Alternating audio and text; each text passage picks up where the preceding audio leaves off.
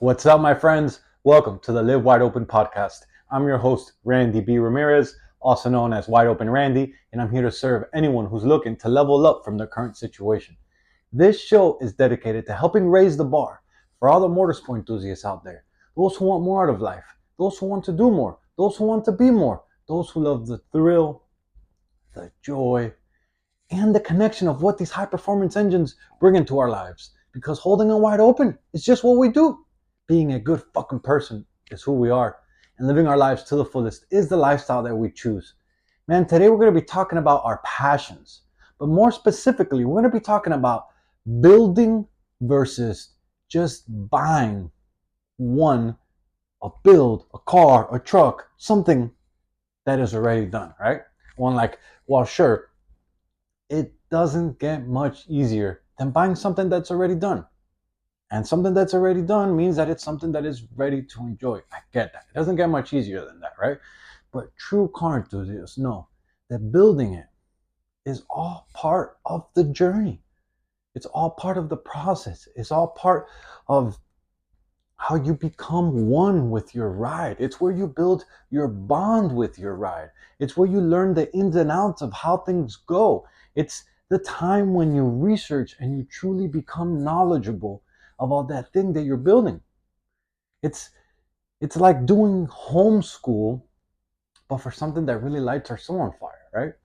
And even if you're in a great financial situation, which I hope you are, this podcast, not only do we touch on motorsport, but we touch on mindset, we touch on career growth, we touch on improvement as a whole individual, as a whole human being, and becoming better men so that we can lead our families, so we can become the generational change that our bloodline needs, right?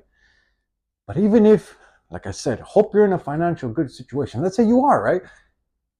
And you have the ability to just go buy something that is already built. I'd say probably, it's a nice position to be in, right? Take on the challenge. But I'm still gonna say it's nice, right? To go buy it, it's ready to enjoy. You don't gotta deal with no headaches, you don't gotta deal with no process. Maybe that's for you. I still say though, take on the challenge of becoming one with your build and go on that journey. Build it, don't buy it.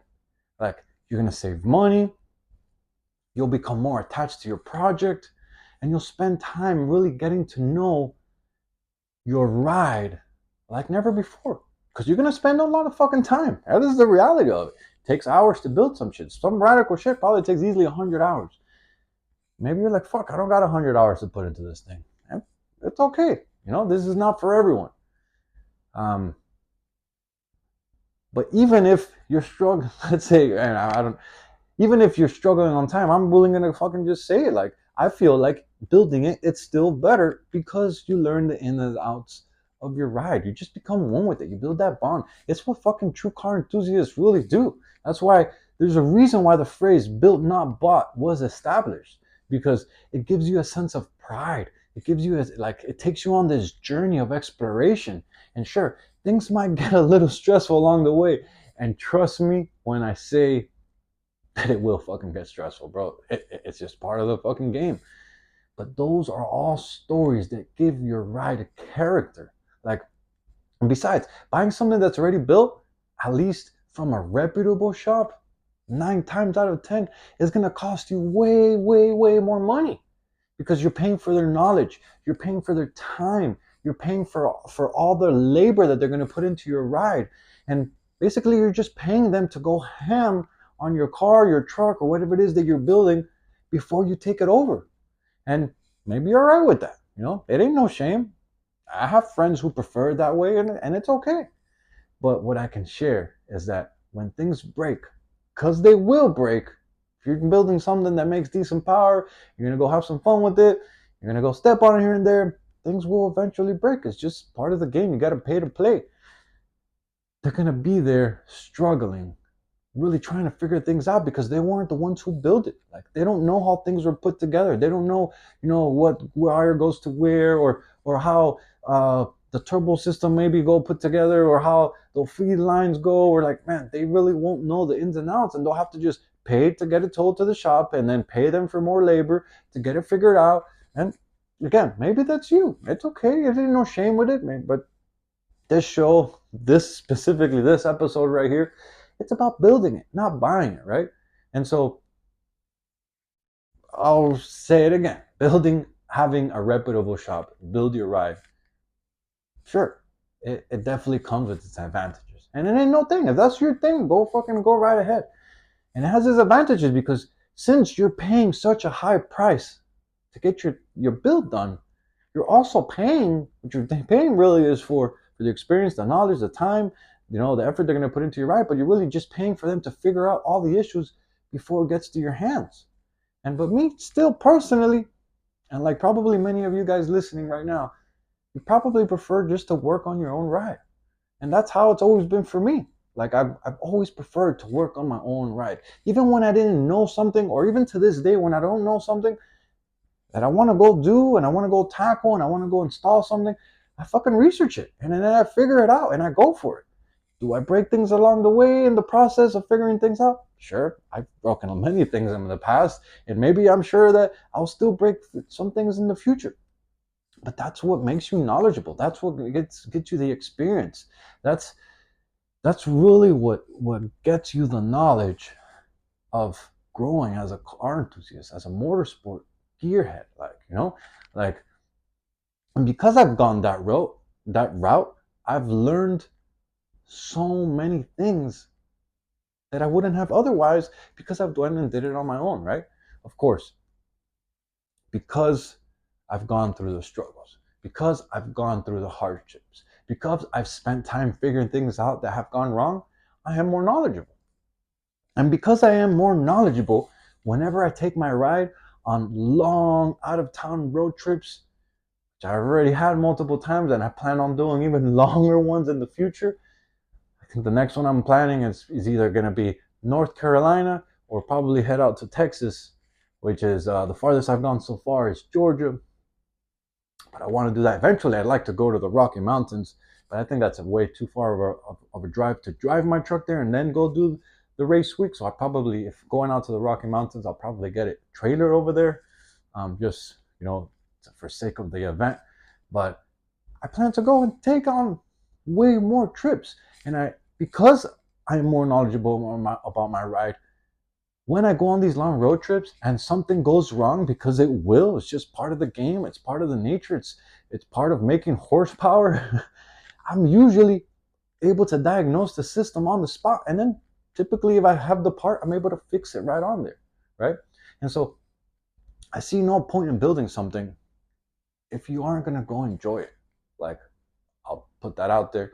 I really don't. I see these people that they go and build their cars or build their rides or build their trucks or whatever it is that they're building, and they just go put it in a corner, and it's a collectible. Oh, it's I don't want to drive it because I don't want to put miles on it or this and that. Like, and I guess, bro, to each his own. But that's just not me.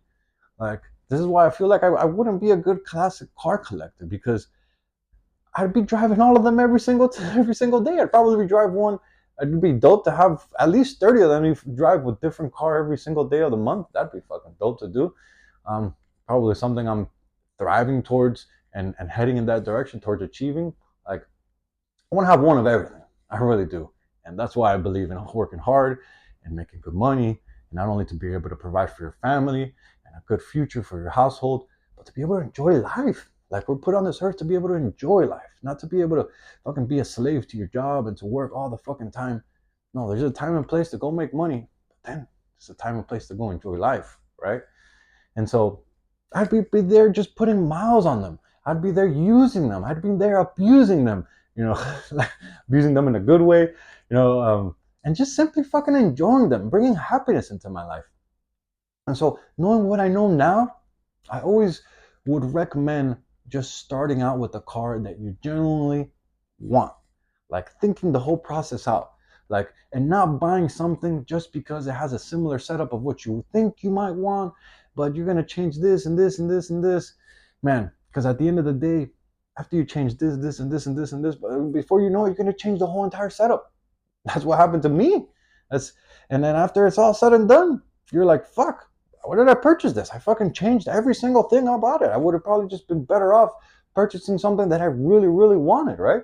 And so might as well start with something that that you really want, that really makes you happy, that is the color that you want, that is the truck that you want, that it's everything how you want it, right? It's kind of like a similar story how it happened with me with my blue turbo Silverado. I love the blue color, no doubt. um Silverado, I like this as Silverado, but knowing what I know now, I probably would have gotten into the F-150 game. um and for those of you listening, oh, Chevy, bro, I like anything that goes fast, really, man. I got into the LS game because it was just affordable back at the time when I built my Camaro, and this was hot. But now, really, what's popular is the Coyote and the 5.0 game, and they're fucking making reliable power. You're seeing these F-150 trucks with a built motor making 1,500 horsepower. And like, you go try to do that with an LS, and it's not gonna be that reliable. Plus, it doesn't have a 10 speed, fucking badass 10 speed, whatever. That's I don't want to go on a tangent there. Fucking woof, squirrel. That's usually what happens to me. Yeah, but my truck, like, I don't get me wrong, I love my blue turbo Silverado. I call her Sylvie, right? And I love that truck. I really do. It's my daily driver, and it's been my only vehicle for, I'd say, maybe about almost 2 years now, right? And the journey that I went on building a reliable turbo V8 that can hang with some fucking supercars has been accomplished. It really has, and I'm proud of that. I'm fucking happy that we've gone and we've gotten to where we've gotten, right? It's become more of a learned love though than anything else, and I'd say that with full transparency. Like I've had my days where I fucking hate that truck, and I've had my days where I love that truck, and then even now, um, being where it's done, if it wasn't because I have so much passion, blood, sweat, and tears invested in it, I probably would get something else. But whatever. I don't want to deviate from the situation, right? Like when I bought that truck, I bought it because it was my friend's. It was one of my close friends, and I bought it because also it was the first turbo truck that I had ever ridden. And because of that truck, because of the blue Silverado, back then it had a way mild turbo kit. They didn't have a built motor. It had this like way mild build. Because of that truck, I ended up turboing my F-body Camaro in the first place, and so it served this purpose. And I felt like some type of connection because when I built the turbo Camaro, you know, that truck was there parked. I used to park my turbo Camaro in my buddy's warehouse, and that's where he had the blue truck. So I would see it all the time, and it kind of was just kind of my peripheral, and kind of like it was just always around. And I was like, fuck, So it kind of grew some sense of attachment to me even before I bought it, right? But back then, before I bought it, even when I bought it, I should say, I had a really mild turbo kit on it. Like, and when I bought it, it was actually all taken apart, right? And so as I started building it, I literally just ended up changing every single aspect of that truck since I got it, since the day one. I remember I got it, I put it together with all the parts I had, and I had just blown my turbo Camaro, like the motor up. I just blew it up, and I just started picking parts at it, and I was like, hindsight is always 2020, they say, right? So in hindsight, I should have not touched the Camaro. I should have just focused on getting this blue truck running instead of just evolved in the process. And I want to make it faster and this and that, but it is what it is, right? I literally ended up changing every single aspect of that truck, right? And then I think like the only thing that I haven't changed about that truck is probably the train horns and the subwoofers. Like it came with some badass train horns, and I will never get rid of those. They're actually welded to the frame, so then them hot boys, they can't get those things. Have to really take the whole truck, but uh, that's my baby. I love her. It's a learned love. And aside from the train horn, the subwoofers, I think I've changed everything else. Aside from the fucking actual body, right? Like the motor, I've changed it several times. The transmission, I've changed it several times. I've gone through several turbo kits, not like that original turbo kit. Then I modded that one. Then I built another turbo kit. Then I modded that one. And then that one broke. And then got another turbo kit. And then now it's kind of where it's at. And then knowing what I know now, I would have got a T6 versus a T4 turbo kit, which makes more power. But those are all part of the learning process. Like I've changed almost every single bolt-on accessory that it's had. Like gone different intake, different fuel system, the whole cooling system, the whole charging system. Man, it's all changed out. I've even painted the entire truck. And if from the start I would have known the rabbit hole that I was getting myself into, I would have just bought a different truck. Like I love the color, the color, man, that's kind of what really got me. Blue is one of my favorite colors. But that truck's not 4x4, and I've always had like that thing with it. Man, I wish it was 4x4. I wish it was 4x4. And so we are where we are. It is what it is, you know? We've learned what we've learned. And it's all part of that truck story. It's all part of the character. It's all part of the journey that we've been on. And I'm really happy that I finally have it to a point where I really don't want to mod it anymore. Like, I'm ready to move on to the next build. I really am. Like, can I make the truck faster? Sure, I can. But because it's so much heavy, because it's so heavy, like, I'd have to take that setup to another level. And then I don't know if that motor can really handle it reliably. I'd have to get a bigger turbo to make it faster than it is, and then it probably had a lot more lag, and then wouldn't be able to really tow with it, and it just takes it out of the range of like the daily drivable range with a single turbo setup, right? And so it is what it is. I'm happy. We are where we are, and you know, I said this a little earlier, and if it really wasn't because I've spent so much time and effort and really just building this amazing internal bond that I have with Sylvie, the Blue Turbo Silverado, I would like sell it and use that money towards a new build, but that's not gonna happen. I really don't think I'll ever get rid of it. I did custom wheels for it. They have the war logo engraved on them. It really has character. I just see that truck just staying as part of one of the fleets, vehicle fleet cars, and just have it forever, man. You know. But I'm gonna leave you with this advice. Like, if you are someone who is about to take on a new build, right? And you really like, even if you start a new build and you're like, oh, I just got the vehicle, I don't know. I want you to take this message and think about it and really just process what I'm about to tell you right here. And it's kind of the message that I've been saying all along. I'm all about building it, don't buying it, right? But I want you to put a good amount of thought. I want you to put a good amount of effort into the thought process of where do you see this build, this car, this truck, or whatever it is that you're building, where do you see it in the long run? Like, what kind of vision do you have for it? Like,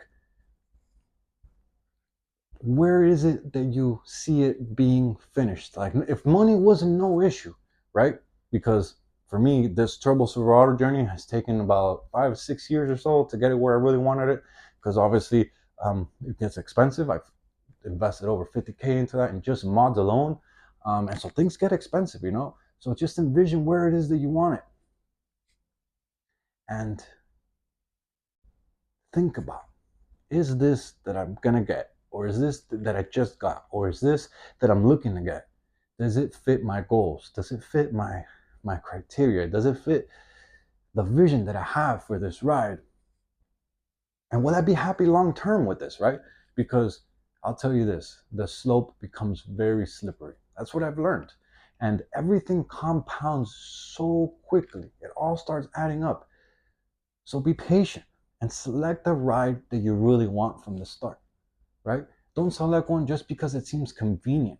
Don't select one just because you got a good deal on it. Like if you're really gonna go on this journey of building it versus buying it, and even if I guess if you're buying it, you could buy it and then pay someone to build it, whatever, but that's built, not bought. That's what we're talking about here, right? Select something that you truly be happy with. Select something that you can see yourself long term in the future with, and select something that's going to bring you joy, right? Because at the end of the day, we end up changing everything about whatever it is that we buy. So might as well buy something that you're going to build, and then it's going to make you truly happy. Remember, build it, don't buy it. Enjoy the process. Learn about your ride. Become knowledgeable with all aspects of the ride and all the components about that build, so that when things happen, when things go wrong, when things break, when things are not working properly, you can diagnose it yourself, you can fix it yourself, and you're just more knowledgeable and become more of a true car guy, right? And at the end of the day, fucking burn rubber, baby. Burn rubber. Never burn your soul. Yo, I'm driving the checkered flag deep into the ground, and I'm calling out all the motorsport enthusiasts who want to improve their situation. Let's break free from all the shit that's been holding us back, and let's prove to the world that we're truly some badass motherfuckers. Those of you who made it to the end of the episode, I want to say that you got yourself a win, man, and I genuinely appreciate you for investing your valuable time into the Live Wide Open podcast. This movement is called Live Your Life Wide Open, and helping others improve is the mission that God has tasked us with. We are driven individuals working on breaking the fucking stereotype and becoming the best that we can be. Join me on this journey where we help as many motorsport enthusiasts as possible to become the best that they can be. If you haven't subscribed yet by any chance, man, go ahead and hit that subscribe button so you never miss another episode. You can follow me on my Instagram. My handle is Wide Open Randy. And if you felt any connection to today's message, I sincerely ask that you go ahead and share this on your stories, because those are the actions that really help us just see and hear. Those are the actions that really get more people to see and hear about our message. And ultimately, those are the actions that really help us spread the message, spread the movement, spread the love, spread this whole live your life wide open movement. I'll catch up with you guys on the next episode. But till then, live your life wide open, my friends. Peace.